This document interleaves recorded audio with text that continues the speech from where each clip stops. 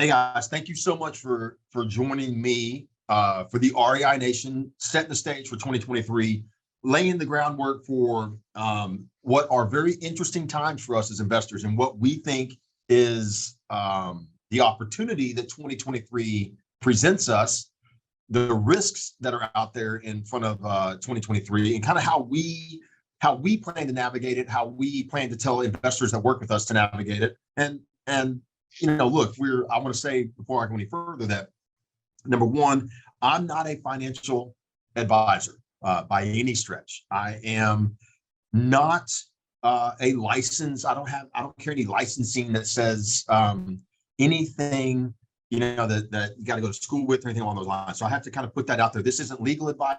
I'm not giving you investment advice. I'm not giving you CPA advice, none of that kind of stuff.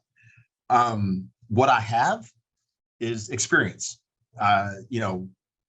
Started investing, for those of you that are not aware, and I won't go into long of this, but I was roughly, this is my 20th year. It also happens to be the 20th year that REI Nation has been in business in some form. The original form was, I think, called CIG Investments, and it, kind of moved on and became what it is today. My father started investing in Memphis, Tennessee back in 1986 when he bought his first investment properties here. He had owned investment properties in Texas even prior to that. So our family, we've been investing heavily here in Memphis for almost 40 years. So what we have is experience. What we have is a little bit of knowledge, we'll call it that. And heck, we've been in managing real estate investments for other investors now for over 20 years, have a portfolio under management of valued at over $2 billion. So look, we have the experience to be able to tell you what we're doing and why. So let's take it for that. Okay. Some that are watching today, what I'm going to tell you is going to resonate. Others are going to question, and that's good. That's okay. That's what you have to do. You have to ask questions. You have to understand and be super comfortable. That's why we do these types of things. That's why we do so much education. That's why we have the Facebook group that we have. If you don't know about that, it's REI Nation Profiting from Passive Real Estate. Join it, get involved, get active. Go back and read all the stuff we put in there over the last, I guess, almost 3 years now. Connect with other investors like yourselves. That's what this is all about. You have to be comfortable and know what you're doing and why. And let me tell you, for 2023, probably more than any time I can remember since 2009, 2010, you have to be really, really comfortable and confident in what you're buying and why. And so that's kind of the big start for setting the stage for 2023 is that, man, this is a year where investors have to be super comfortable, super confident, and they have to invest with purpose.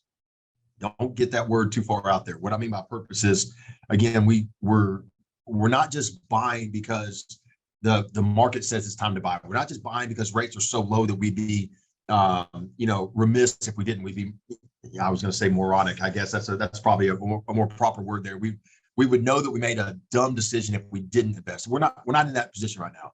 We're in a position where we have to know the purpose of what we're investing for. Why are we investing? What are we doing? Why? Okay, so I'm going to get to some 2022 stats for you guys real quickly so we can kind of set the stage of what we're heading into this year. First up, as a company, we are managing 7,600 investment properties, a few more than that right now this minute. For those of you that have joined these in the past, that growth has slowed down, and it absolutely has. And it's really kind of slowed down for two reasons. It hadn't necessarily slowed down, but over this past year, we've had a number of investors who, it was time for them to exit their investment. They were looking to buy other investments. They were looking to maybe move up into multifamily, whatever their purpose of selling was. But we had a number of investors that took advantage of the higher prices from the past 24 months. They cashed out their original investment. Some 1031 exchange right back into new properties. Others would sell two and buy one. That's a net negative for us. We lose a property under management. So our growth while it hasn't slowed down as far as volume, what we're doing, it's it's kind of changed a little bit. We've had some investors that have made some moves with their portfolios, which leaves us today at roughly 7,600 plus properties. We anticipate being at the 8,000 property mark by the end of this year. Then we will be probably then 2 years on, much closer to the 10,000 property mark.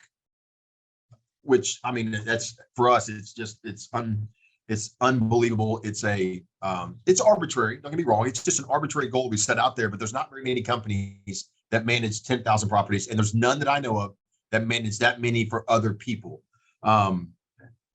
Certainly none that will only manage properties that they personally picked and renovated. So there's some uniqueness to us managing these 7,600 properties.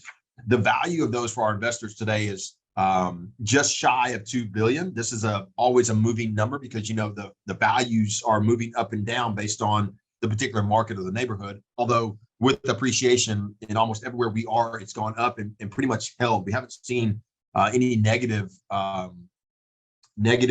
valuation of anything that we've been doing over the last few years at all. So roughly $1.8 billion in value. We did 885 closing transactions last year. I'm going to skip over the next number for a reason I'll come back to in a second on the net rental income paid. Today, very comfortably, 3,400 number of investors. The actual number, it's so interesting to me. The actual number is lower, but we have a lot of investors where the husband has an investment account and the wife has an investment account. We have a lot of investors where they have one account that's a self-directed IRA, sometimes two self-directed IRA accounts that are separate, and then a joint account where they're owning properties for cash or for outside of their IRA. So right now we have 3,400 actual accounts that own 7,600 properties. We have 491 WOW Group members. We're fixing to eclipse that number, get into the 500, which when we started this, I don't know that we ever, I don't know that we thought far enough ahead to think we would have 500 clients that own 5 or more assets with us. So a third of the entire portfolio is owned by, right there at 500 people, which is absolutely incredible to us.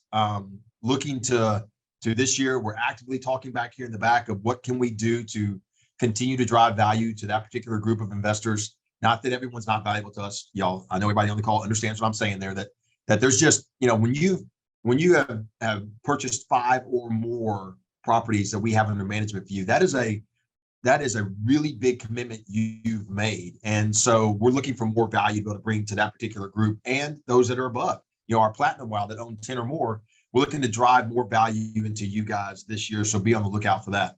And if you're not in the WOW group yet, look, we want to talk to you, especially if you're at 3 or 4 houses, and the advantages of being in the WOW group and some of the things that you get for being in the WOW group, they're absolutely worth looking at. How do I build my portfolio out? Something we'll talk about here today on what you should be looking at for a house as that 5th property to get you into the WOW group, or that 4th and 5th property to get you in and get moving forward. That is a big deal, and we want to make sure that we are assisting and helping drive investors to get into that WOW group, get 5 properties under management, take advantage of the discounts that you get for being there. And then also, as I said, the new value we're going to drive into it.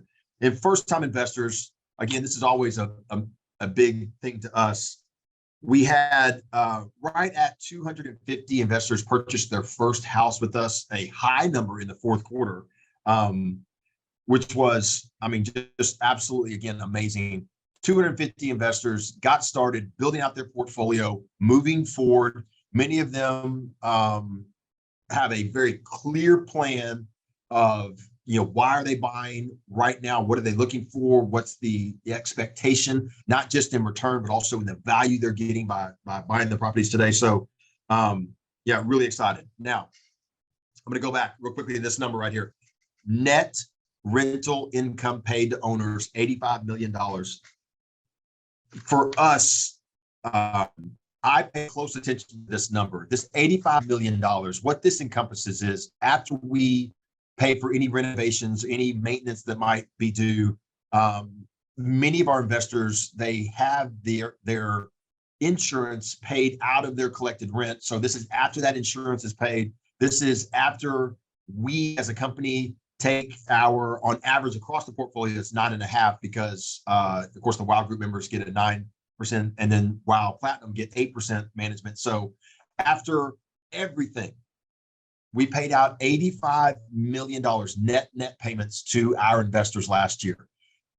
We anticipate this number being close to $100 million in net rents paid in the 2023 calendar year. Now, it's so interesting. I can remember back when we were paying, $20 million a year, and we thought it was a really big deal that we were able to send those payments out to investors. We are, for lack of a better word, the management side, it absolutely is licensed and it's governed by the way it needs to act, and we're stewards of your investment properties and the return that you're getting, the value brought by those rental payments from a resident living in your home. So for us, it's a really big deal to be able to drive that number higher. We look to drive maintenance costs as low as possible. Move out costs we want to drive down.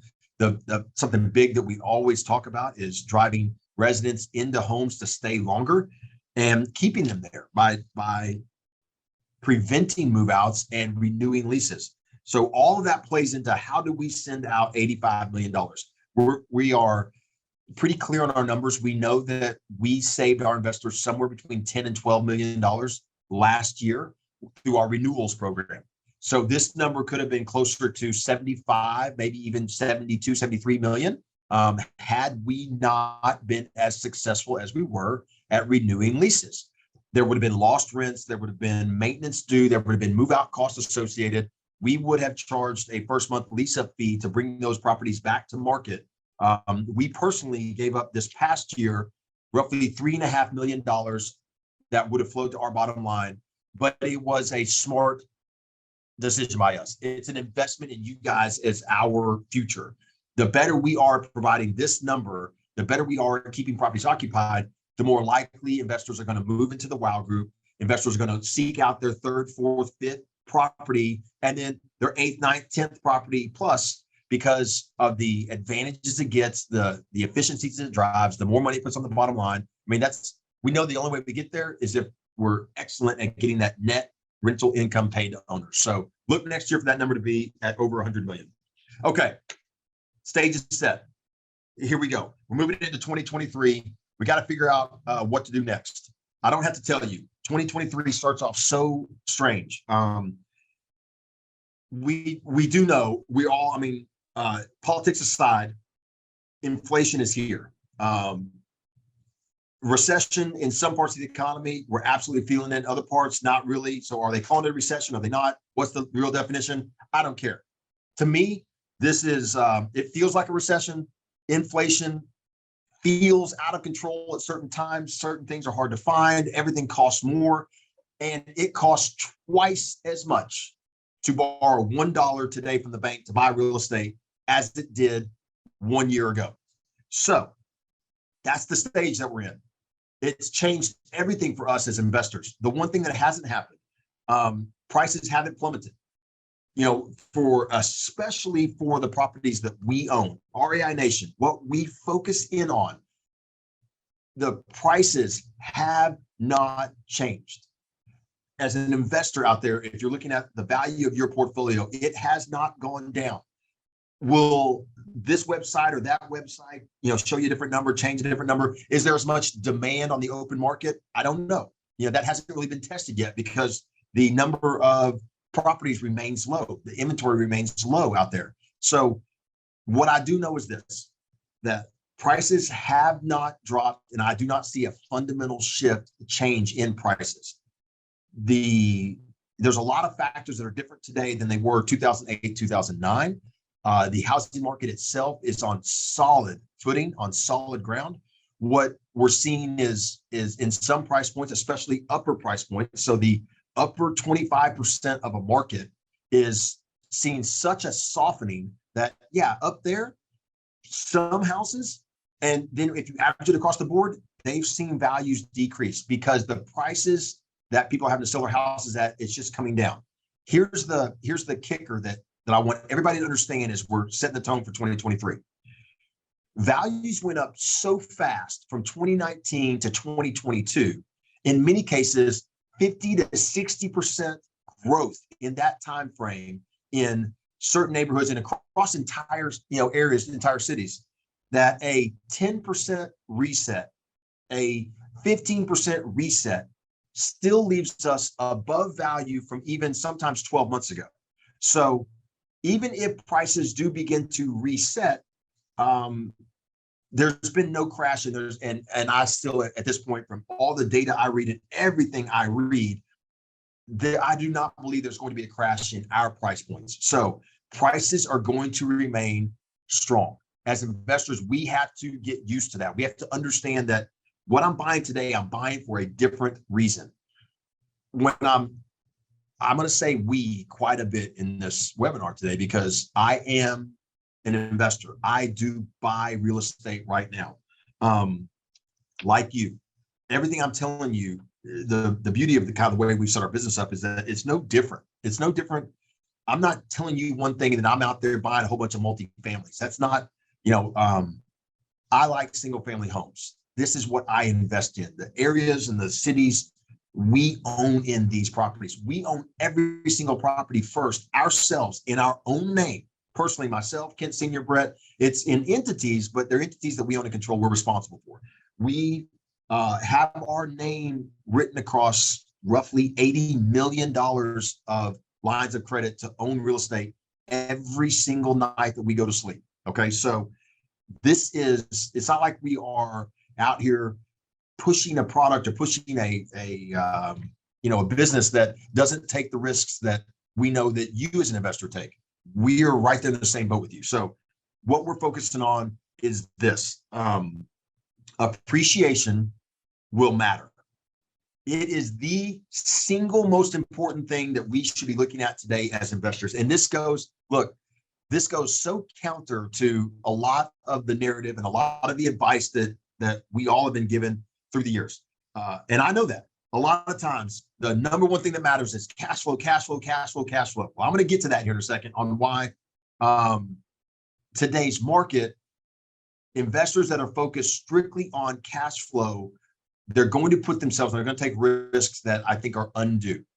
If you're an active investor, maybe those risks are really mitigated. But if you're a passive investor, you need to be looking at a couple of really important factors. Number one, and I say this all the time, this is going to be nothing new to you, that the most important thing is that we get our money back from an investment. It's not rocket science that you cannot make money if you're losing it. Now, if you're keeping your money, you can make money. If you buy an asset of value and it retains its value, you didn't lose. It's one of these fundamental problems that I see in the real estate world today, especially the way we talk about real estate, is that seldom do investors look at real estate for the really, really like the highest value that it has, which is a place to store value. That it is something that if you're buying the right piece of property, if you're buying real estate the right way, then it's a great store of value. If you have $200,000 in free cash over here and you buy a $200,000 asset, unlike other things you could purchase with that, real estate is a great store of value. It, done right, maintains value, over time goes up in value. It's one of the few things that are our growth rate. So our new housing formation exceeds our new houses built. So while there's always the ability to build more housing, single families may continue, and they have been this way going back for a full longer than a decade, that we're not building enough of them to keep pace with new home formations. So then, like the people that are getting married, people that are having kids, people that are looking for more space, looking to get out of apartments, looking to establish a home, we're not building enough for them. So real estate is going to always be in demand.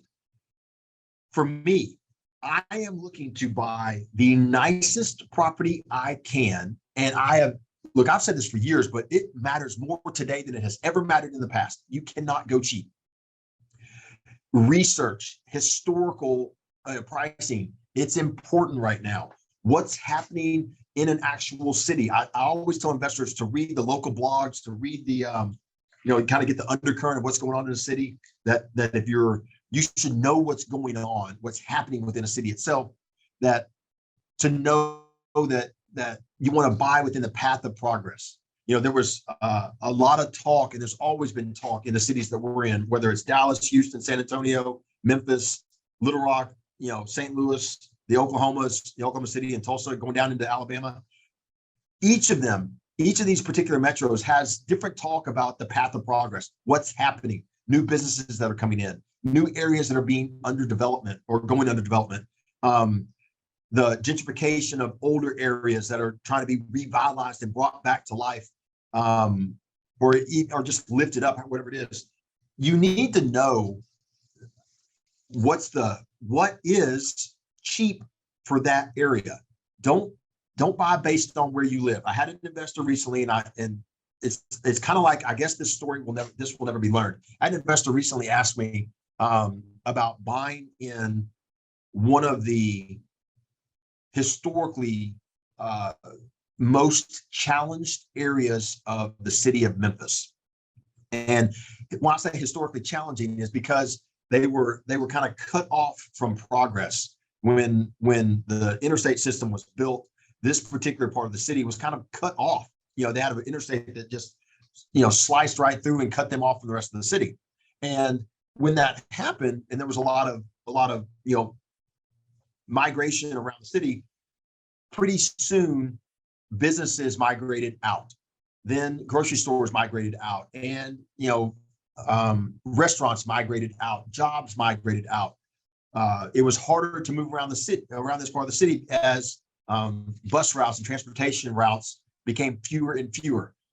It's a challenged part of the city. And it's going to take a whole lot more than just building houses. Well, somebody has decided, because land is so cheap there, that this is a great place to go and buy land, put newly built houses on there, and sell them at top dollar, at twice as much as what it would normally cost in that area. So why am I talking about this nice properties and don't go cheap? Well, this is an area of town where traditionally they are the lowest quarter of value. So in other words, if median value in Memphis is 150 to 160,000, these are properties that are selling well below 100 on average in this area. To me, I don't want to buy there. It's cheap housing. It's the area that's going to be the most transient. It's areas that are the most challenged. It's areas that the residents there have the lowest access to services, the lowest access to upward mobility. And so that's where it's going to be hard to own over time passively and make money. You now have people that are coming in, buying or building what would be a median priced home for the area of Memphis in this location, and trying to tout it as a path of progress. And it's not. That's what I mean by you got to really know where you're buying and why. For us, guys, we do copious amounts of research. We're constantly researching areas. We know what normal looks like across all of our cities. We can go in and know that I cannot buy a particular property in an area and sell it to my investor and expect them to be able to maintain value and appreciate, because it's not neighborhood normal.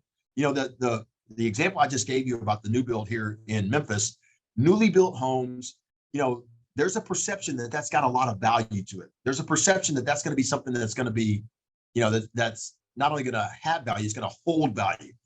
The reality is this: it's overpriced.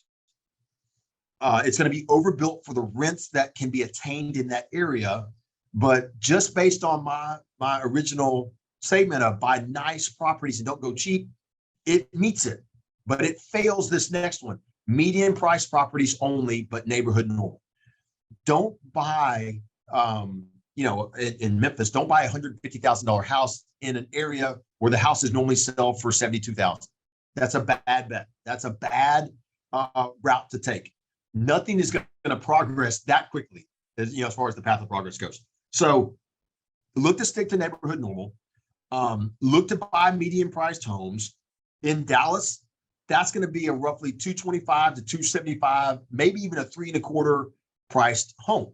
That's, the median priced home today in Dallas is actually closer to 375.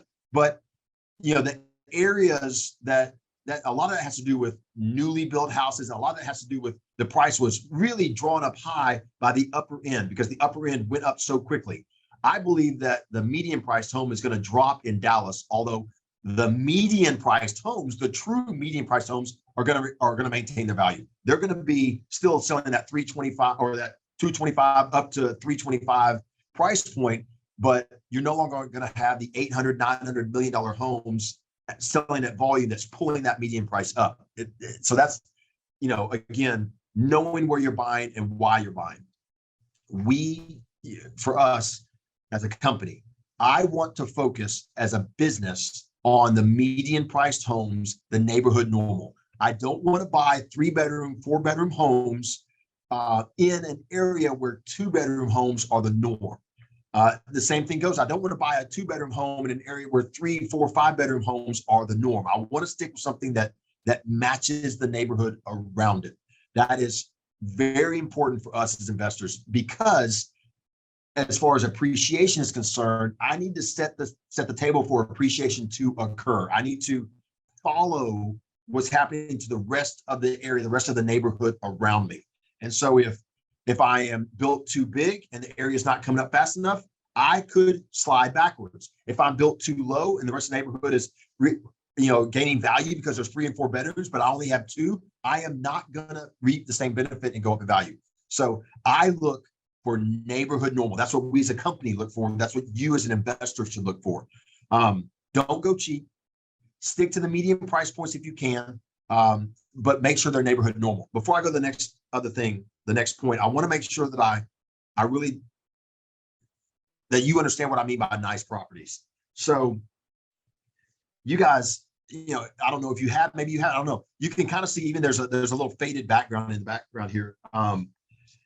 The houses that we buy, I go in as a company, and when I say I mean REI Nation. We go in as a company and we start at the curb, and we want that property to look amazing from the curb in as fast as possible. I don't put dumpsters out in front of the house so that you can see all the trash going into it, and everybody that drives by, from 3 neighborhoods around knows that house is being renovated. We don't do that. There are a lot of cosmetic features that we look to address early on so that the property, it stands out. Whether it's the house numbers being painted where you can see them from the street, that's also a safety issue. Whether it's getting new mailboxes so that, it's clearly you can see that this is a newer looking home compared to anything else around it. It's keeping the yards cut, the bushes trimmed away from windows. These are safety and cosmetic, how's the house look issues. The other thing is what's going on with deferred maintenance within the home. We're learning a lot of lessons as we are renovating houses, and renovations, look guys, cost of stuff is out of control.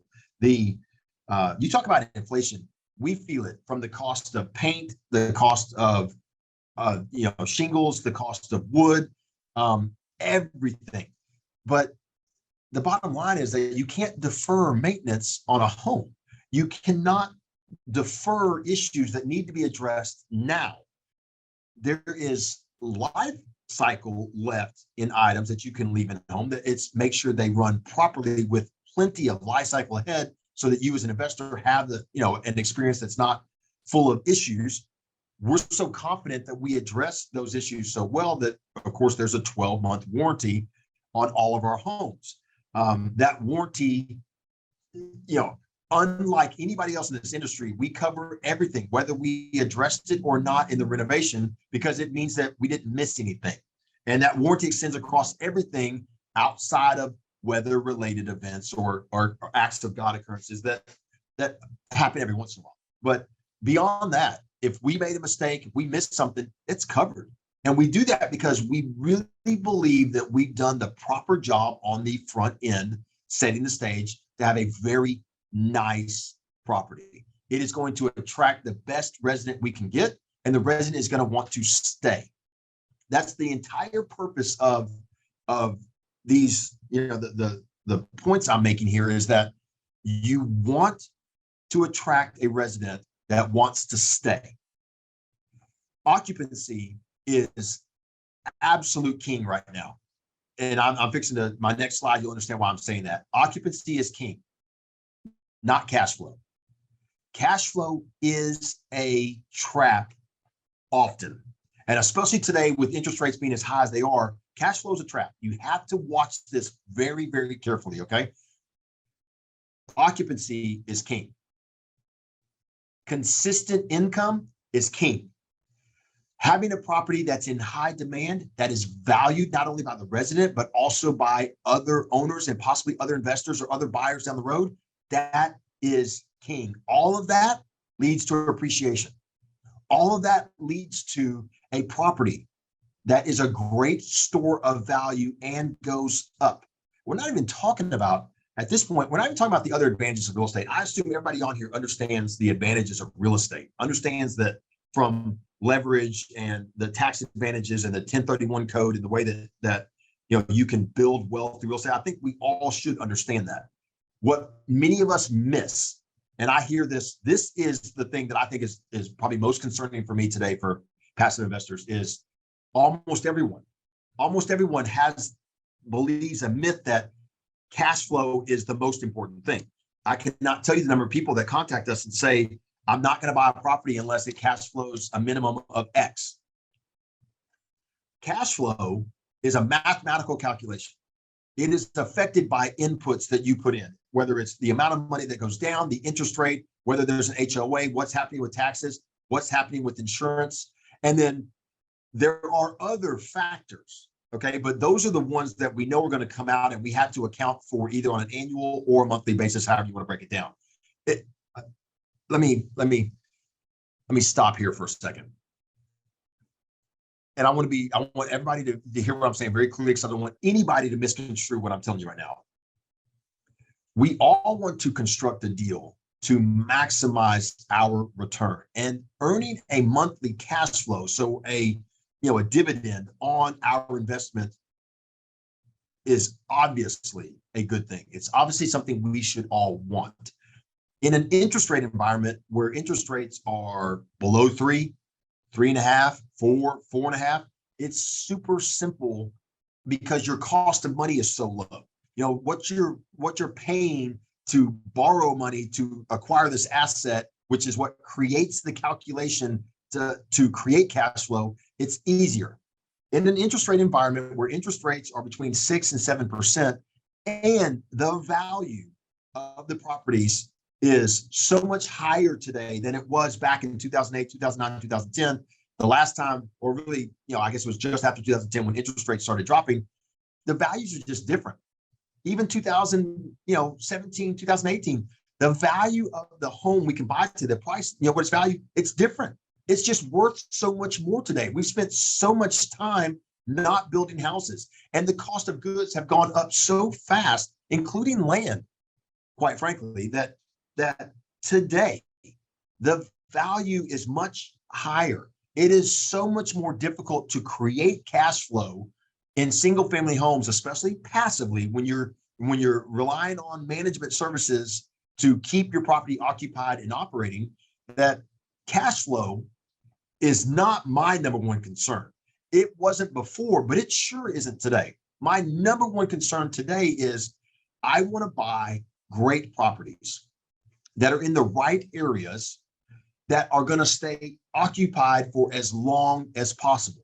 Now, look, if you're watching this right now and saying, well, all you're doing is talking about what you do, you bet your ass I am. That's exactly what we do. This is our MO. This is how we return $85 million to our investors this past year, that we want to keep expenses vacancies at an absolute minimum.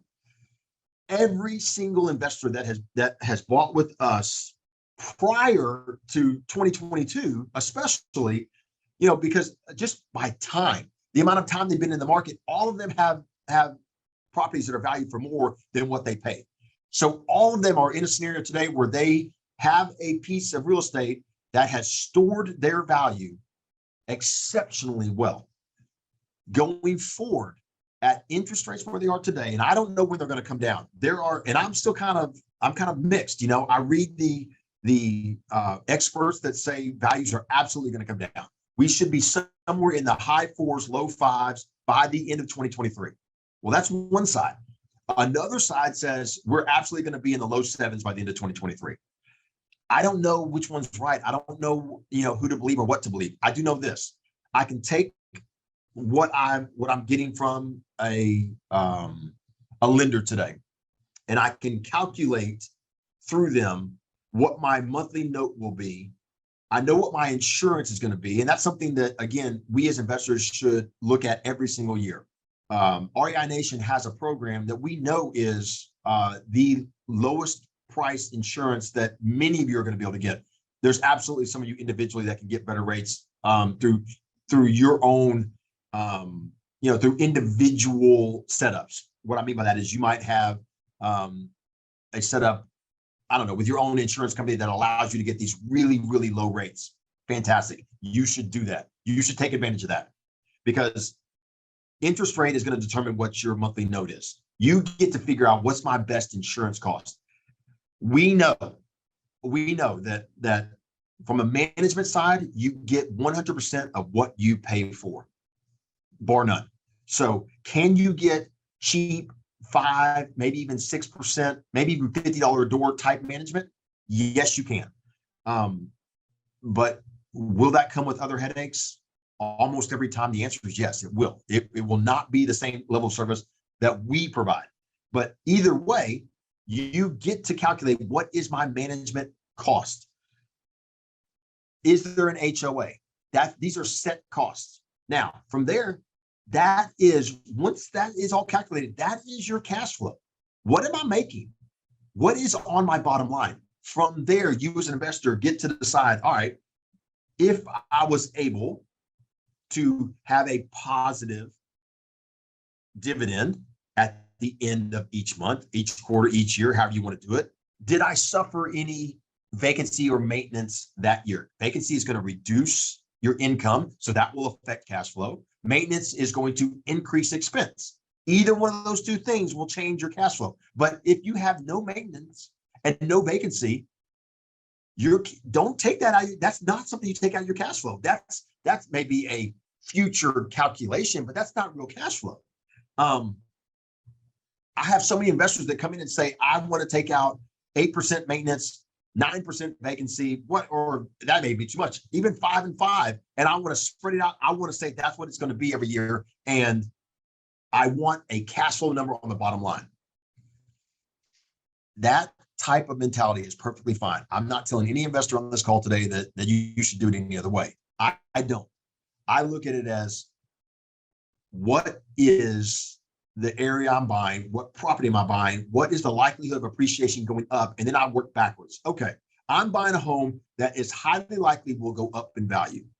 I'm using a management company that, like, we'll just use REI Nation as an example. So Premier Property Management will manage a property, and they will say that there's a full first-year warranty that you'll have no maintenance. All right, cool. I am not expecting to have any maintenance costs this year unless they're acts of gods or crazy weather situations. And that just is what it is. I'm not anticipating having any vacancy the first year because they are as good as they are.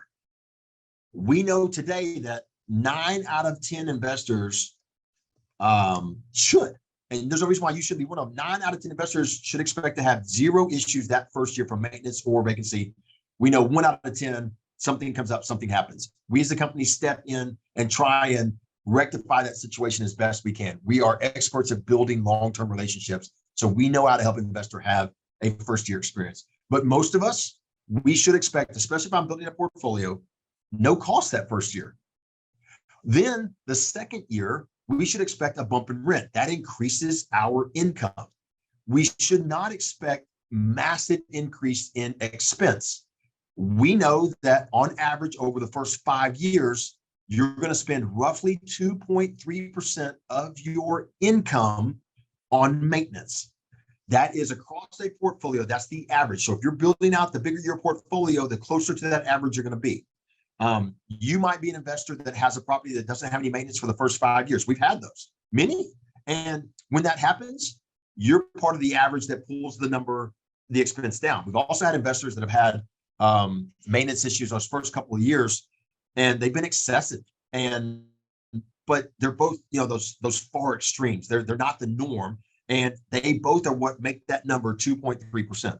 So as an investor, I'm looking at this going, I want to buy the best house that's going to have the highest demand, that's going to keep a resident in it for the longest period of time, and that I have the highest likelihood of low maintenance, low vacancy.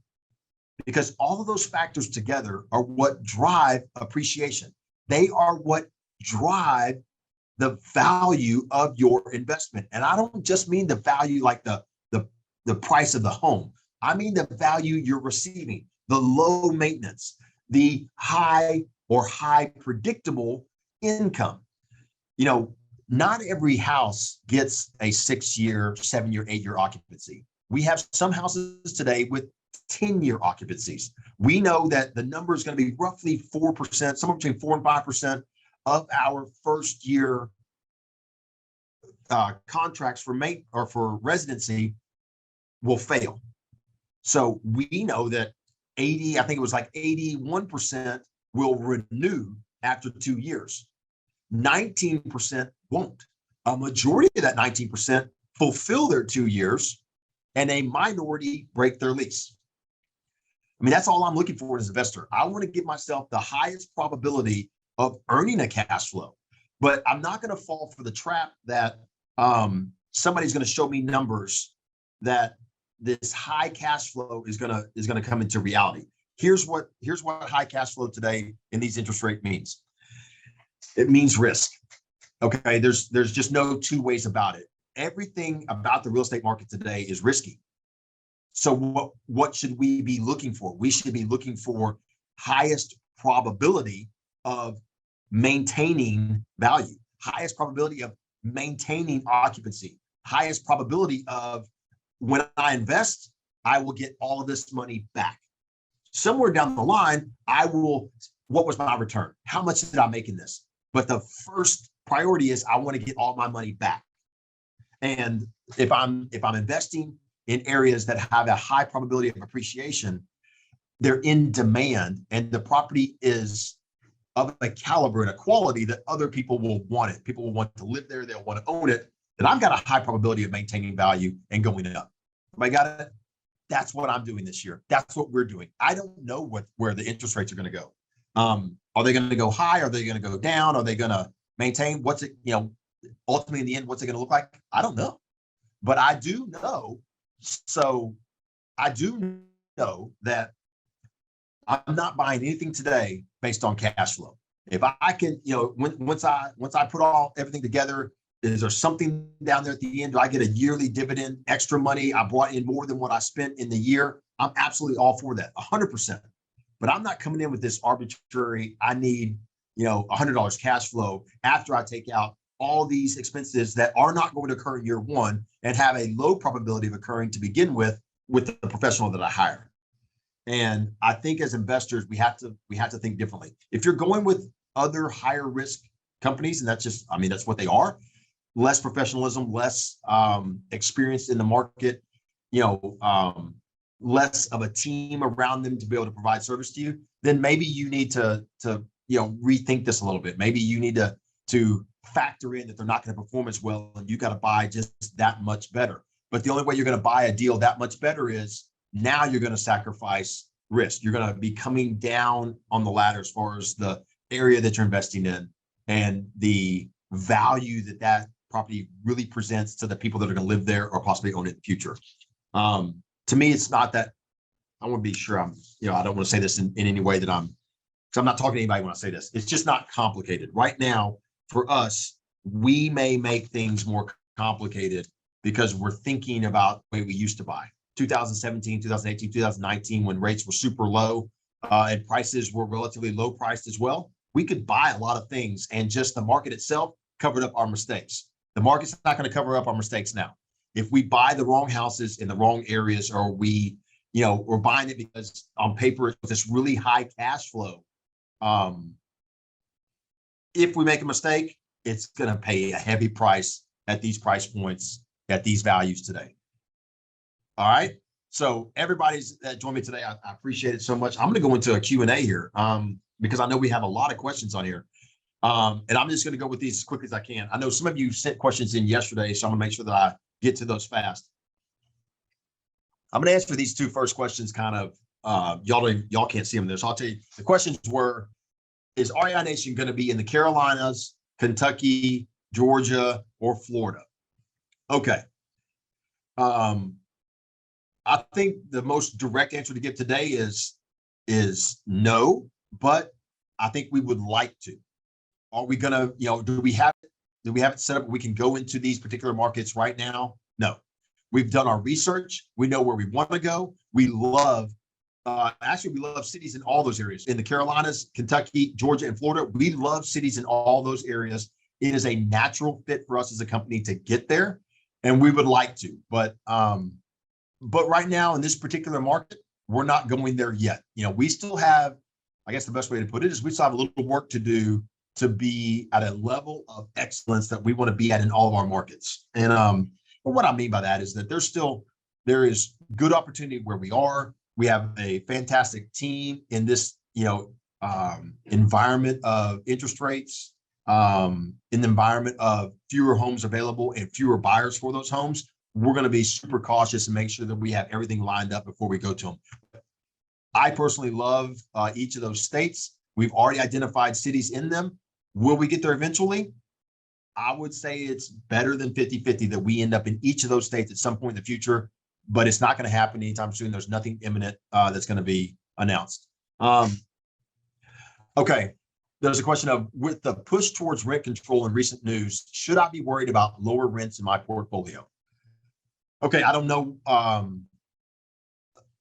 Let me say it this way. If you're asking about a current REI Nation portfolio, I would say no.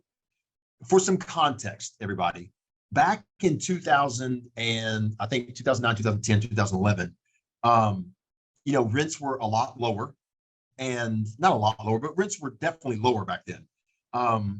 It wasn't just it was an economic crisis that caused the housing crisis.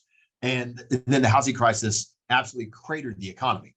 And there were, not like what we're reading today, but it wasn't just that there was layoffs.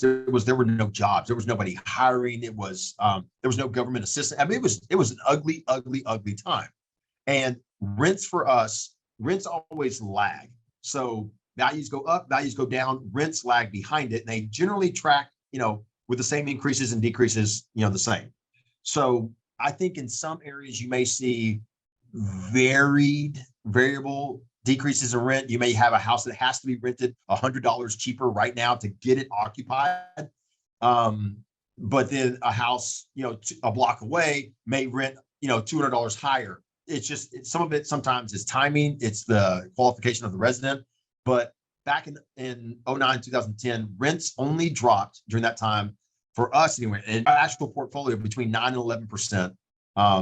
That was it during that time. And that was a crisis that was well beyond what we're experiencing today. It was much worse, hit much heavier. And so I don't foresee, interest. I don't foresee rents dropping in our portfolios. It's not something I would be particularly worried about. Could you have a rent drop to get a resident in? Yes. But us, we're looking to always be, pressing, where we can to keep a resident in. Last year, January to this January, rents increased for us on average a little over 12%. So I think we're at the highest rents we're going to be at for a little while. I don't see them coming down. Considering the current interest rate, is it worth doing mortgage or cash? And And okay, as we keep moving these questions around, somebody we don't. All right. Considering the current interest rate, is it worth doing mortgage or cash and cash out refinance later this year? Yes and yes. Look, I think a great deal right now is if you can get a mortgage today, many mortgage companies are offering free refinances for the next 3 years. So you're paying today and they will refinance you into a lower rate in the next 3 years at no cost to you. Not everybody's doing it, but I know that we have many lenders will, and it's worth asking for. I would do that. I think that interest rates are going to come down. And sometimes the additional dollars you pay to buy that rate down, but for something you're going to hold for 5 to 7 years, as long as you can get that back, in a relatively quick period of time, it's worth doing. And sometimes the rate is so drastic. If you're looking to drop your rate a point to a point and a half, I'd absolutely look at get your financing in place today. There are advantages to using financing, and you get a lot of advantages with that. I would do that rather than just pay cash, especially for the right property that's going to be going up in value. If you feel highly confident that right area, right location is going to go up in value, you can see historically that it moves that direction, I would do that and then look to refinance in the next couple of years when rates drop. Anything a point to a point and a half lower, I'm in instantly. And of course, if it goes lower than that, I mean, all in. I refinanced my portfolio, but this was going back, 2020, 2021, 2022. I refinanced 3 different times as rates came down. Each time I had to pay a little bit of fee, but it didn't matter to me. I was driving down a rate that I plan to keep. I know that I'm going to keep my portfolio for 5 to 7 years. It was worth it. All right, so metrics you should look for. The question is, in today's market of higher priced homes and higher interest rates, what are more realistic goals for the metrics of cash flow, rent to price ratio, and cash on cash return? Okay, so a couple of things. Look, I love this question because it means that we're paying attention. There are certain metrics that we want to watch. Doesn't mean metric is everything, but it's important. You just heard my answer on cash flow. Look, I've always had an issue with cash flow because I think most investors don't know what cash flow is. Cash flow is nothing more than income minus expenses. That's my cash flow. That's it. You don't put arbitrary stuff in there. You don't put expected expenses. You don't put in there, I'm going to keep out this and this and this to save for a future rainy day. That's not cash flow. Cash flow is what's left after I take all of my income and I subtract all of my expense. What you do with that, you may say that it's not enough because I want to create this rainy day fund and whatever. That's on you. But cash flow is a simple calculation. And today, it's hard to make things cash flow at this interest rate. It just is. And in order to get it, you often have to take greater risk, or you need to be an active investor managing your own portfolio. You keep 10% of your rent right off the top. That's automatically going to fall to your bottom line. That's 10% less expense. That's a big deal. Or I'm sorry, that could be a bigger than just 10%. It's 10% of your rent. So anyway, that's cash flow is something I'm not really watching today. Rent to price ratio in today's environment, if you're getting closer to 1%, you're in a risky area. The number looks better because the risk is higher. The best areas going up in appreciation, you're talking about rent to price ratios in some areas 0.5 up to 0.8. I'm looking to do 0.7 up to 0.8. The right property, I might do 0.6. It depends because that's probably going to be a negative number on the bottom line for me, and I'm going to have to be okay with maybe paying an extra $100 a month to my mortgage above what I'm getting in my rent. But yet I know I may pay $100, but I went up $400 to $700 in value. That's how quickly my property is appreciating. I'll do that all day long. But rent to price ratio today, again, in the markets I'm in, if you're reaching 1%, it comes with an associated risk that often isn't recognized. So I'm looking at 0.8 down to 0.6. I'm good with generally. And even some of the higher price houses are going to be 0.5. Cash on cash return. I think you have to stay here. Look, I think a smart investor wants to stay somewhere depending on how you're using your money, if you're putting your cash into a property, if you can stay north of 5, then you are going to be tracking with the bigger boys, the bigger companies that, they're putting their money into real estate because they know they can make anywhere from 4 to 5.5 points. If you are using leverage, you want to try and get to double digits if you can, but it's really hard today with the cost of money. I would say if I'm leveraging my money, I'm looking for an 8.5 to a 10.5. If I get anything above 10.5, I'm on it. Not always instantly, but I'm definitely looking at it closer. And then I'm also asking the question: is this something that's too good to be true? Am I looking at something where I'm actually going to be losing money because the risk is higher? So these are just my off the cuff remarks here, guys. And a lot of this is the way I look at things. As investors, you may have a slightly different take, and that's fine. It's okay, but that's the way I look at it. So great question here. Somebody's asking, do the lenders REI Nation works with accept 20% down or only 25%? Yes. Just about every lender that sells to Fannie Mae is going to accept 20% down because Fannie Mae takes 20% down, but they charge you a fee for that. What you got to figure out is the fee worth it. I mean, sometimes the fee can anywhere be from 2 to 4% of the value of the loan. So is it worth it to pay that in fees to get a 20% mortgage? Well, I think it's unrealistic to believe we're going to keep a house for 30 years. But I can tell you over 30 years, it's absolutely worth it to pay to get down to 20%. The reality is most of us as investors, we should only be looking at a 5 to 7 year horizon. That's it. That's when CapEx kicks in. That's when our portfolio, while the value continues to go up, so do maintenance. Maintenance starts really kicking in higher after those times. So it may be a better time to 1031 exchange into newer or better houses. So with that, 25% down may be better.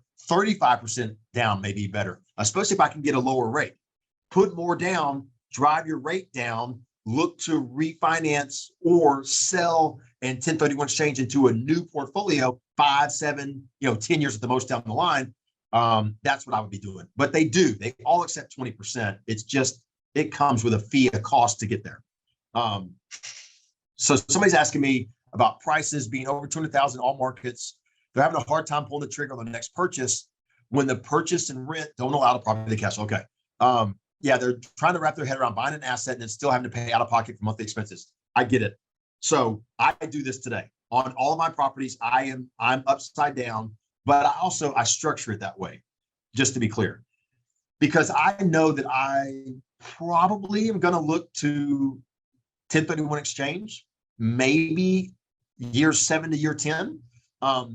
Because I may not want to keep these houses for 30 years. I want to have housing for the next 30 years. But because of this wonderful vehicle called the 1031 exchange, I can buy houses, hold them during the best years they're going to perform, sell them as they begin to enter the maintenance, higher maintenance years, 1031 exchange into a newly renovated portfolio of homes that has 5 to 7 years of the best performance in front of it. And that's what I want to do. So do I need to put an extra $100, an extra $300? I'm okay with that. What I look to do is I put my houses on 15-year notes. I try and pay them off as fast as possible. I don't cash flow. I put all my extra money in. And in some cases, I put a little bit extra to try and pay it down. There are plenty of financial experts out there, and they are experts. They are smarter than me. They make great cases that I shouldn't do this, that I'm actually losing the value of my dollar or whatever the hell they say, however they put it. But for me, look, it's pretty simple. I have a plan, and I know what my plan is. I'm going to have houses for the next 20, 30 years. I'm going to pass these on to my kids. 100% I'm going to do that. I'm going to pass them on, hopefully, if I'm lucky, there'll be a time period where they're completely paid off. If not, the amount of equity I'm going to have every time I look at 1031 exchange, I'm taking 5 and I'm buying 8. I'm taking 8 and I'm buying 12. I'm taking 12 and I'm buying 19. That's what I am growing my wealth. And I'm doing it because I'm buying the $200,000 price point. I'm buying it even if it has a $1,500 a month rent. I'm okay with that because And my note may be with everything all in, everything, it may be $1,700. I may lose $200 a month, but I'm buying houses that are going up in value. I'm buying houses that I'm paying down quickly, and a majority of my pay down is with the residents' money. And then I turn around and I can sell that it's not tax free, but it's tax deferred. I can defer that tax through the 1031 exchange and use all that equity, my money that I was putting in every month. I can use all of that to buy even more houses. And when the interest rates are advantageous, that's when I want to jump really fast. I may sell it year 5. I may sell, whenever, if the interest rates allow me to not only, or I could also, interest rates drop, I could refinance, pull my equity back out and buy more houses with it. So for me, it's kind of a forced appreciation, a forced equity position. I like it. It works for me well. And I do it. It's not because I'm not investing for cash flow. I don't care about cash flow at all. I care about buying the best asset that's going to give me the greatest internal rate of return. My IRR is way more important to me than and please understand when I say this, cash flow is peanuts compared to, what I can get through forced appreciation and forced equity as I am buying houses that go up in value, buying houses that are under great demand, and buying them in a way that I'm driving equity into them as fast as possible, even out of my own pocket, because I know what I'm going to do. I'm going to use the 1031 exchange and get all that money into a tax deferred scenario. So somebody asked me, do I foresee vacancies increasing? No. I think you're asking me about our particular portfolio. No. I do see, to the question somebody asked earlier, they asked, could their current portfolio see rent decreases? I don't think so. I think we may see rent softening for a time period going forward. So, because there's going to be more houses out there available, but there's also more residents that want them. And we are in a particular niche where there's just not a lot of, not a lot. What am I saying? There's nobody that manages and builds a relationship with the resident the way we do. And I mean, nobody. We've been around the country. I've spoken at so many different conferences, and I've talked to so many other managers. There's a lot of high volume management companies that get a lot under management. They try and they turn and churn and burn, and vacancies don't bother them. They need vacancies in order to make money. We don't. I want to keep properties occupied. So I don't see vacancies increasing. I may see a softening of rents on the front end, but as a property gets occupied and we keep them occupied, those rents will catch up, I think, fairly quickly. Maybe one cycle or 2 cycles of a renewal, and you're right back with where the market is supposed to be. Okay, so somebody's asking me, do we have the stats by market of the 7,000 properties, average rent, average valuation, average tenant, length? 100%. Paula, 100% we do. I guess send an email. If you will send an email to chris@reination.com, also send it to info@reination.com. That gives me a backup. And of course, my team is listening and watching this right here. We will get those stats. We'll send them out to you by email, but we'll also put them in our Facebook group. And this is going to be replayed, so I think we can even put them into the typed answer. We have it by every single market. I don't have it at my fingertips. I apologize. But we do know the value of the properties. We know the average rents that we have. We know the average length of occupancy. We know by market the average second year maintenance cost, third year maintenance cost, fourth year maintenance cost, fifth year maintenance cost. We know we have a lot of data by market. It's what makes us so confident in the way, like when we do an offer out to investors, when we put something out that says we will, in times like this, when it's tough to buy, we're partners, we're partners together. So we may put out an offer like we did at the end of the year, the 2 for 2022, where we want to partner with people.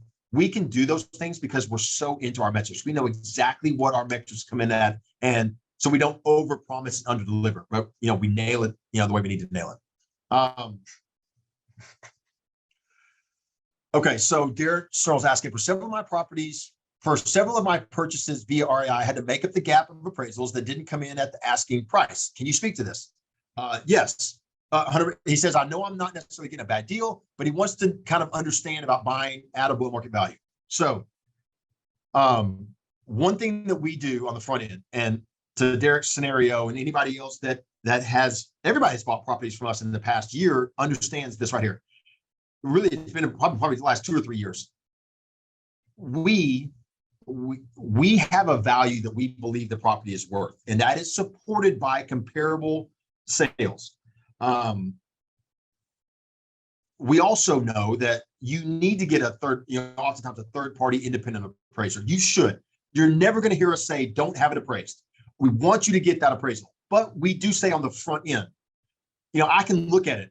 We're not dumb. We can see data. We can say, well, if an appraiser chooses houses A, B, and C, they may say the property is worth, anywhere from $5,000 to $20,000 less than what we say it's worth.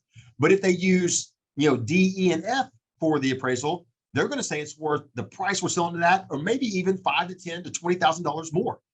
We know that on the front end, and we can't choose the appraiser. I'm not going to say the appraisers are doing anything on purpose, but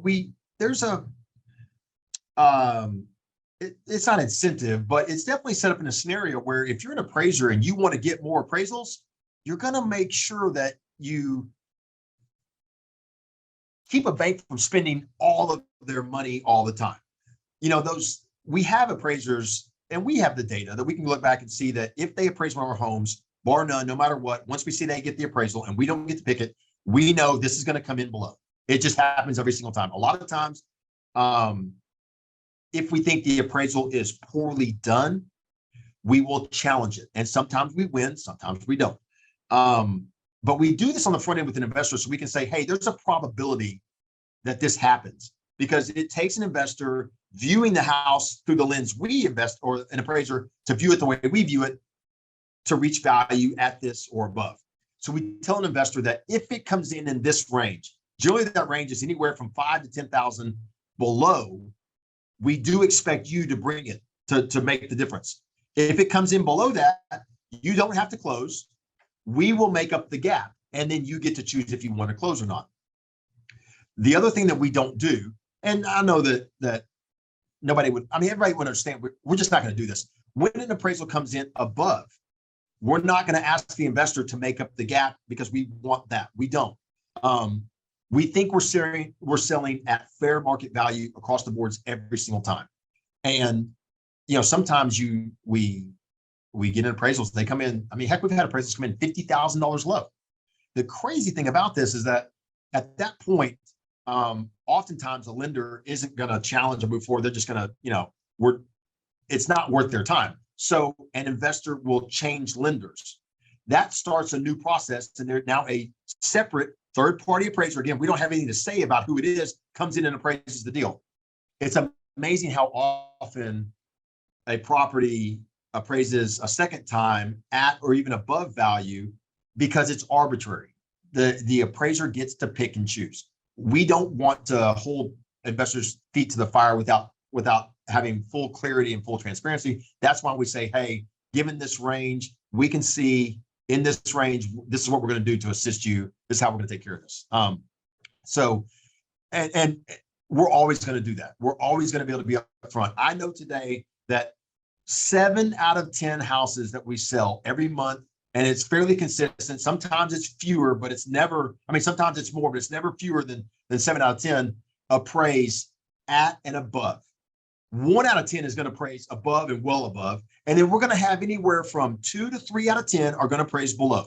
And we have to deal with challenging the appraisal, sometimes get a new lender, and sometimes the investor having to bring that money to the table. I am highly confident that you haven't lost value and you're not buying below market value, that if you're holding for 5 to 7 years, contingent with everything I just said, it relies on everything I've just told you through this entire webinar, you are moving up in value. You're in an area where we should be going up in value, especially over time. Great question. And look, I'm thank you for asking that one. Average price of build-to-rent homes in Texas is going to be roughly $275 to $350.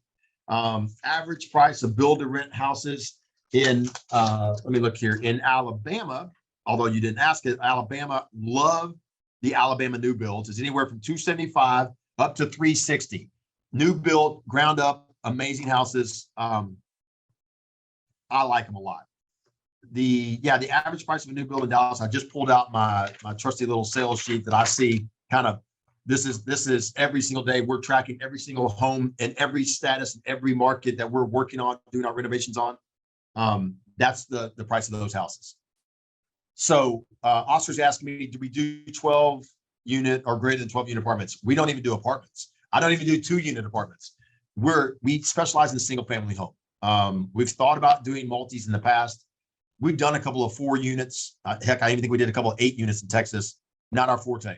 It's not what we do best. We're excellent. And we have the experience. We've actually done close to 9,000 homes. We have 7,600 of them under management today. We've done close to 9,000 homes through our history. This is what we do best, these single family homes. Thanks for the question. Okay, so a new investor is asking, if cash flow is not positive, but there's probability for high appreciation, would this make a worthwhile investment? Absolutely.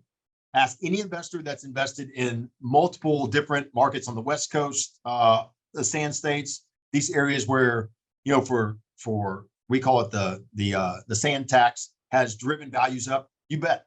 You want to be in areas that are going to go up in value because of demand.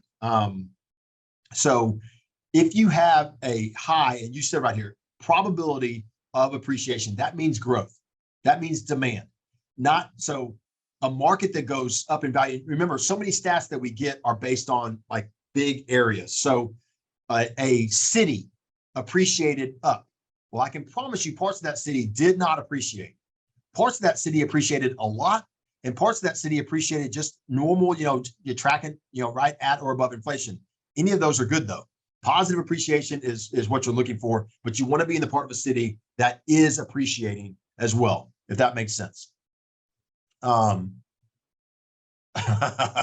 right, so fair question here. I get asked by Scott. He wants to know exactly where is that bad pocket in Memphis that isn't a great area to own in. Okay. I no longer buy in the northwest corner of the city. As a company, we don't manage up there either.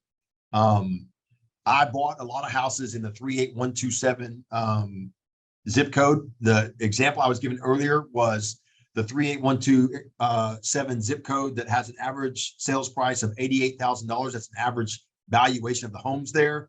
And newly built homes are being built and sold for $150 and above. They're being marketed exclusively to investors. They're being marketed with a 0.9 rent rate, and that's $1,350.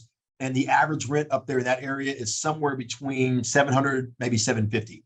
So for an investor to believe that they're going to get 180% of average rent, and they're going to buy a home at 200% of average value, roughly, it's not a good investment. It's one that investors are going to lose on. So that's the area I was talking about.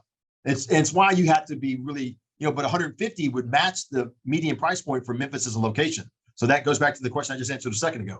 You really got to know what's appreciating, what values are. You got to be neighborhood normal, all that stuff comes in. Does someone on your team help with 1031 exchanges? 100%. Our entire team does. Whether it's our customer service or one of our portfolio advisors. If you're already a client, you have 2 great contacts there to go to, and we will assist you with finding a great 1031 exchange company. We work with multiple of them. We don't necessarily recommend anybody. We give you 3 or 4 recommendations that you can talk to, but we do have people that are actively today doing 1031 exchanges. I would say at any given time, we have 4 or 5 of these going on. If you're not a client, again, get started with the process, get into our portfolio advisor team and kind of get started from there. We can share that information with you. Happy to help you. Somebody's asking if you want to sell a couple of homes and 1031 exchange them into newer REI Nation offers. Do we exchange the process? 100%. It starts with identifying yourself as, hey, I want to go through this process. Look, if they are homes that if it's a current portfolio and you want to exchange that into a newer portfolio, we might be a very prime buyer for those properties. We might want to purchase those properties back ourselves. We might facilitate the sale to another investor that wants to own those houses. But either way, we can help or you may want to sell those on the open market. We can list them. So we can help in this entire process, no matter which way we decide to go. It just starts with raising your hand and saying, I want to get started. If you're not a client and you own homes that aren't in our market, we can help you there too. But the process is you've got to get them on the market. You've got to get them sold, because that's what generates the actual mechanism for the 1031 exchange to start. And then I can promise you this, everybody listening, we've never missed a 1031 exchange, ever. Anytime we've told a client that we can absolutely match what you need, we've never missed. And including, we did the largest package of homes we've ever done. Roughly half of our entire month went to one 1031 exchange, but we met everyone's needs and we made sure that we hit that 1031 exchange as we said we would. So absolutely can help. Scott, reach out to us. Let us know. With the rent to purchase of 0.6 to 0.8, as you mentioned, how do you qualify? Okay, great question here. They're asking with 0.6 to 0.8 as a rent to price, and much of the focus being on cash flow, what kind of down payment will be needed? Well, look, if it's a DSCR loan, in today's environment, it's instead of buying 5 houses, you may only get to buy 2 or 3.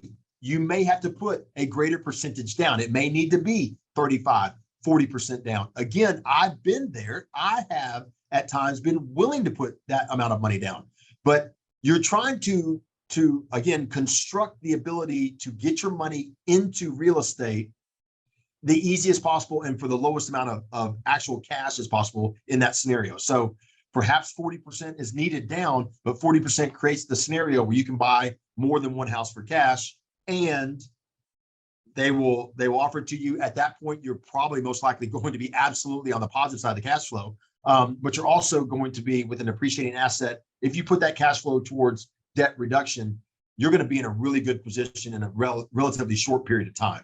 At that point, I would also look, well, again, it's DSCR. I think that's probably what you're going to have to do to be able to make those work. So I got 3 other questions left. Anybody else has a question, I will absolutely answer them. But I've got a question from Roy, Derek, and Gloria. Those are going to be the last 3 questions I'm going to be able to get to, because I'm going to run up against the 90-minute time frame that I promised to not go longer for you guys, as trying to be respectful for your time. So I'm going to get to these 3 right here. So Roy is asking me, he says, I have to assume there's a lot of investors who've used retirement money in a solo K. Dramatically limits the amount they can borrow on a property and the amount they have to put down on a purchase. He just tried to do a mortgage on a wholly owned property to buy another property, and the whole thing fell apart because the lender had a checklist that included a document you do not have to provide.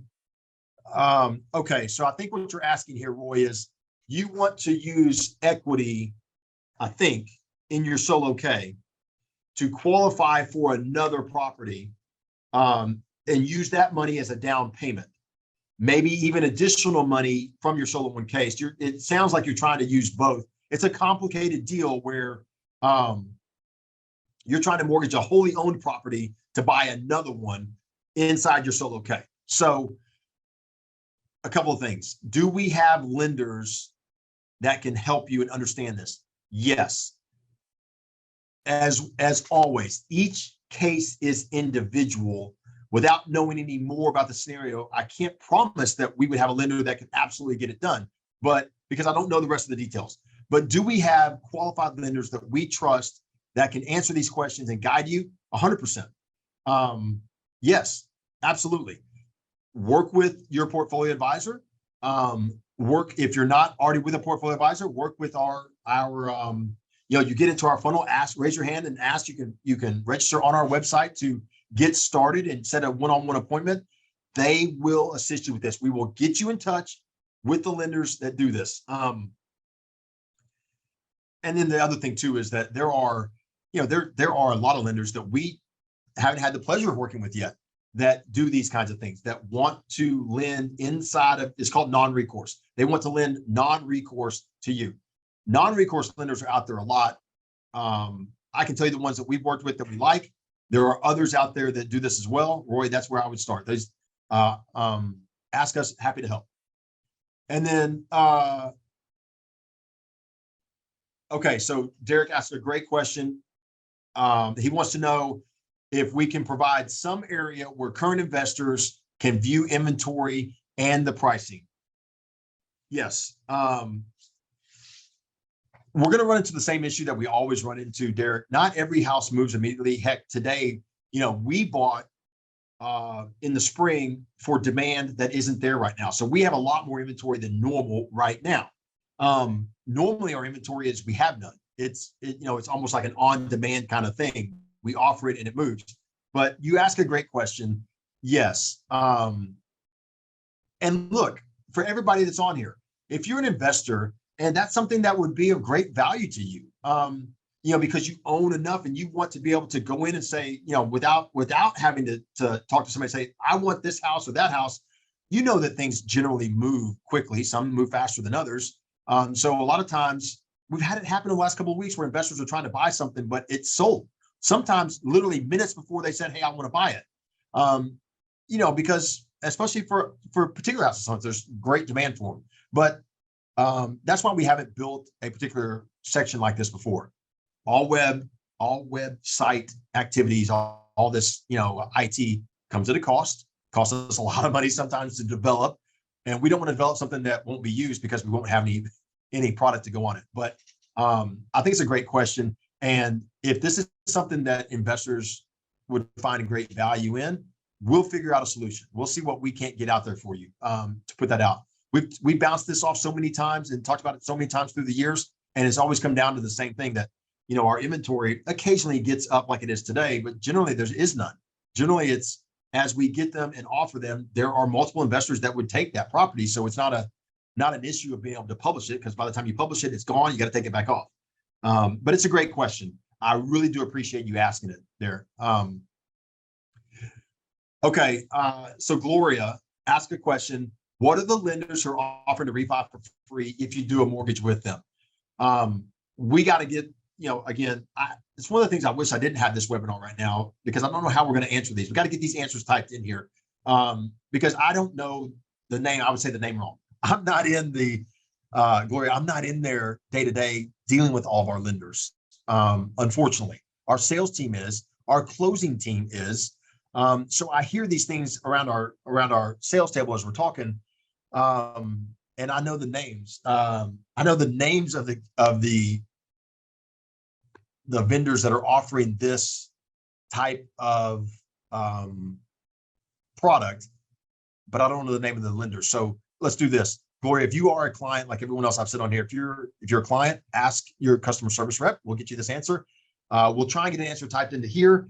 If you're not a client yet, register, sign up, for a one-to-one call. If you've already had a one-to-one call, but you didn't become a client, reach back out. Happy to share these lenders, because there are lenders that do this. Plus you can ask for it. Ask any mortgage, broker out there, what can I get a free refi? Can I get a half price refi? Will you pay for my refi? Whatever ends up being, these are things that we need to ask for as investors. That's what we've done for sure. That's how it came about.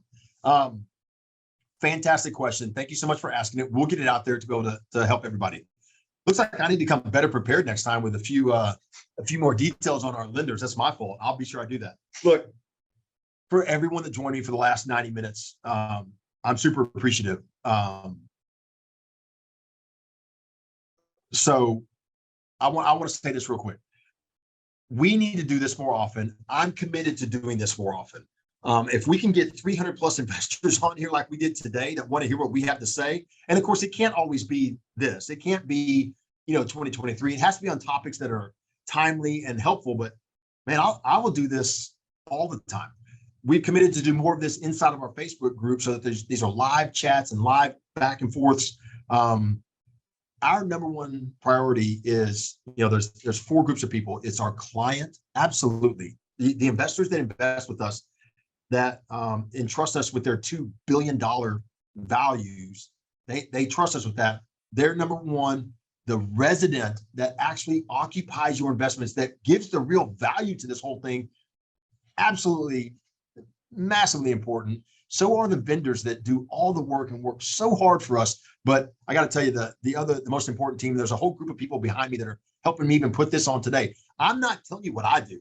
I'm telling you what this amazing team of people at REI Nation does across the country. So we're looking out for those 4 groups of people. We keep doing that. We're going to be successful. You're going to be successful. And together, we're going to look up another 10 years from now. We'll be celebrating our 30-year anniversary, and we'll be figuring out how we get to 20,000 properties. Guys, I am grateful to everyone for joining us today. Thank you for your questions. And until we get a chance to talk again, we'll see you later. Thank you.